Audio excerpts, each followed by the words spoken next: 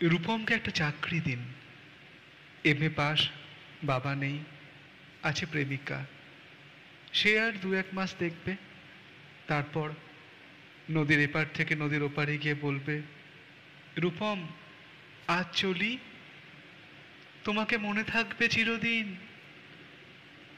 রূপমকে একটা চাকরি দিন, যে কোনো কাজ, পিয়নের কাজ হলেও চলবে। তমালবাবু ফোন তুললেন। ফোনের অন্য প্রান্তে যারা কথা বলেন তাদের যেহেতু দেখা যায় না, সুতরাং তারা দূর কেউ। তমালবাবু মামাকে বললেন, কুপমের একটা চাকরি দরকার। মামা বললেন কাকাকে, কাকা বললেন জ্যাঠাকে, জ্যাঠা বললেন বাতাসকে। মানুষ জানলে একরকম, কিন্তু বাতাস জানলে প্রথমে ছুটে যাবে দক্ষিণে, সে বলবে দক্ষিণের অরণ্যকে, অরণ্য বলবে আগুনকে, আগুন গেল আলিমুদ্দিন স্ট্রিটে, আলিমুদ্দিন ছুটল নদীকে বলার জন্য, নদী এসে আছড়ে পড়ল উপকূলে, আহা সমুদ্র হিমাচল বলে উঠল, রূপমকে একটা চাকরি দাও, এমএ পাস করে বসে আছে ছেলেটা।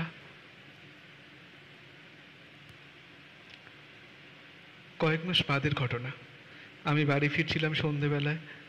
গলির মোড়ে 7-8 জনের জটলা দেখে থমকে দাঁড়ালাম। জল থেকে সদ্য তুলে আনা রূপমের ডেড বডি, সারা গায়ে ঘাস, খড়কুটো, হাতের মুঠোয় ধরে থাকা একটা 1 টাকার কয়েন। পাবলিক বুথ থেকে কাউকে ফোন করতে চেয়েছিল রূপম।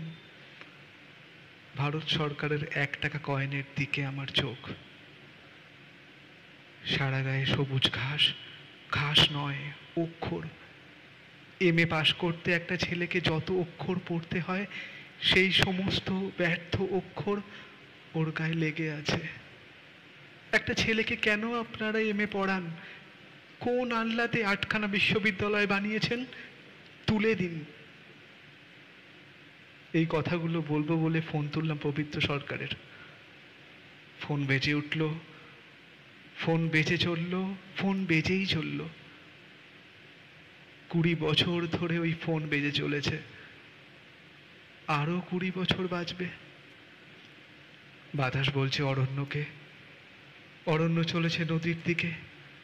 নদী উপকূল থেকে আছড়ে পড়ে বলল, রূপমকে একটা চাকরি দিন। কে রূপম? রূপম আচার্য, বয়স 26, এমএ পাস, বাদিকের গালে একটা কাটা দাগ আছে।